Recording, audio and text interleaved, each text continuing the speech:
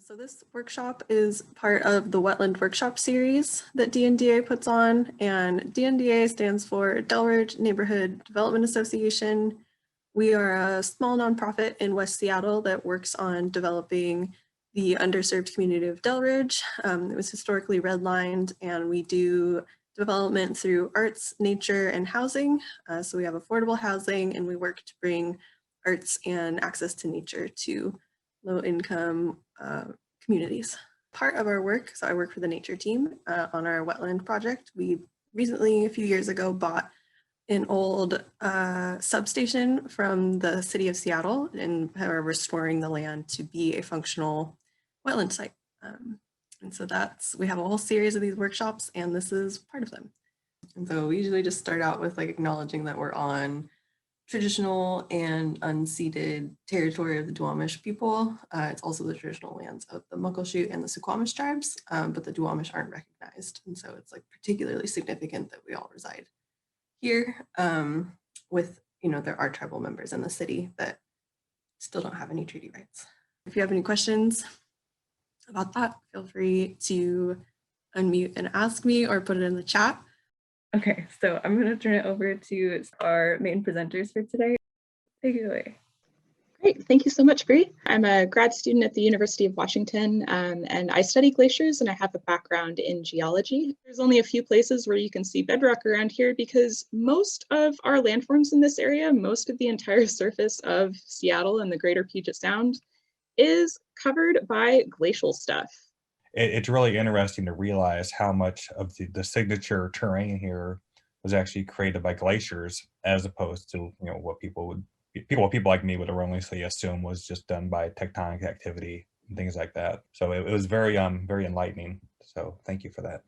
I just want to say thank you so much for coming out to one of the wetland workshops. Yeah, and so I think partly the inspiration behind this workshop is that we use reference ecosystems and target ecosystems for our restoration practices, which is where we just try to get them as close to the plant communities that were here before colonialization or just mass settlement. So, those changing conditions are a challenge to those of us trying to establish forests or reestablish forests. And I think in some ways it's, Bree, as you were sort of alluding to, it's sort of a deeper, more fundamental shaking of the foundations of our profession, of our work, because, as I said, it's a kind of work that relies on this idea of bringing things back to a state of health. To us, at least at one point, we saw them as maybe having these very specific plant communities that we could reconstruct that existed before European colonization. So hello, everybody. Thank you for having me. It's nice to finally meet actual DNDA people, if not in the flesh, over Zoom. So I appreciate that. Wetlands are important because they give you habitat for juvenile fish. They provide flood control, erosion control. They stabilize shorelines. And they also provide water quality functions in that they help sediments settle out of the water. There are different heavy metals or other contaminants that can be sequestered in wetland sediments. And you also have carbon sequestration benefits from wetlands. Climate change is, of course, going to bring a sea level rise and warming temperatures. And that's going to happen here.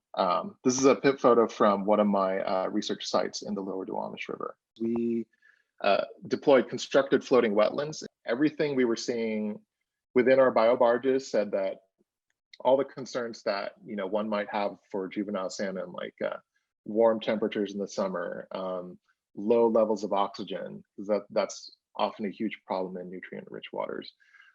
We didn't see that at all. So all of our metrics for water quality seem to indicate that salmon would do just fine in this part of the lower Duwamish. And I wanted to give a quick shout out to our community scientists. So we started our field work right as the pandemic hit, which meant we had to really scramble to put COVID protocols in place. So Heather asked, do you have funding to continue this project? No, this is the end of it. So yeah, if someone else wants to take it on and find funding, thanks for having us. Thanks for hosting the meeting, Bree. Yeah, thank you so much. It's a great series of talks. The like driving question behind this workshop idea is like, how do we support and mobilize like all of our communities within this food sovereignty movement? And how do we like tap into this traditional knowledge-based system in a respectful way, especially for those of us that aren't Indigenous? And I think that the NDA's role in that is like wanting to understand and like provide access to everybody to be involved in this. And part of what comes with food sovereignty is the stories and the teachings behind how we get this sense of place and then onto our sense of purpose. When I look at the negative impacts of food systems, it's not only to kind of remember my grandma and the story of how I came to be where I am in my sense of place, but it's also to remember that we don't want anybody else to go through these hardships. As far as people who ask me, like, how can I be like an ally or to do something that can make a difference? Well, I invite you to go over to ncia.org. And this partnerships with Indigenous food sovereignty across the United States. I just want to say thank you so much for your presentation. And also I love the flow and the way that the art and all of the information. I feel like we were able to really go deep in some ways, because a lot of times I feel like these webinars can be like so on the surface, and I just really appreciate what you've offered today, and thank you so much. Okay, so I'm going to turn it over to Stephen and Damaris. Thanks for having us today, and thanks for everyone for joining in. We love this topic. Most bees, most native bees, they're not living like the social honeybees and bumblebees that we know so well. I like to say that native bees are the original and best pollinators for our plants. They are actually 100 times more effective than honeybees. It was a wonderful, wonderful presentation. So informative. We were just mesmerized for 2 hours straight. That's amazing. So thank you so much. I love hearing your stuff. I'll send over, we can do a little resource list share as well. This is just an ethnobotanical journey through the Middle Passage. And what I really wanted to focus on was the narratives around herbalism and how those can be very exclusionary towards Black and Indigenous people from all over.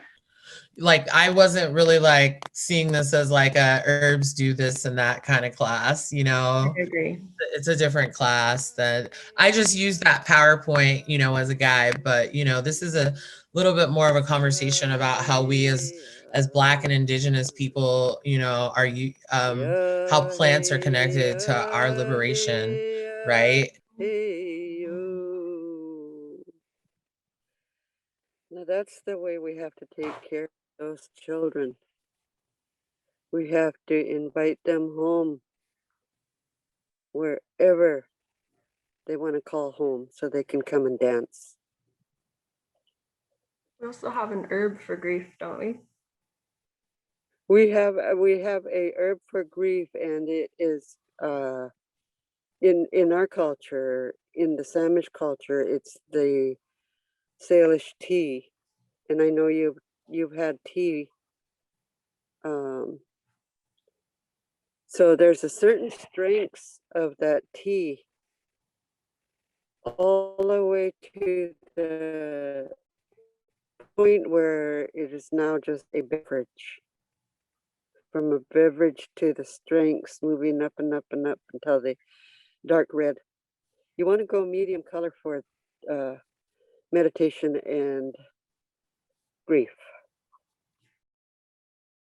Today, with the way that resource management has gone from like the westernized perspective of being like very extractive, it forgets the holistic manner that what we do on the land affects the things in the water. A lot of people now, what do I do? Like, how do I do better?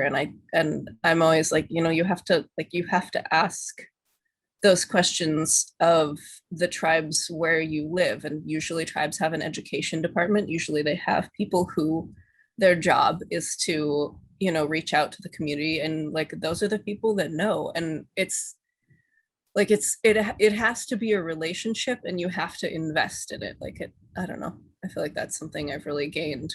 Yeah, this was great just listening to you guys talk. And thank you, Sarah, for for your time today. To drop this post survey into the chat. It's super helpful for anybody who can fill it out for our grant reporting. Okay, I'm gonna end it. All right. Hi, CM. But yeah, I just gotta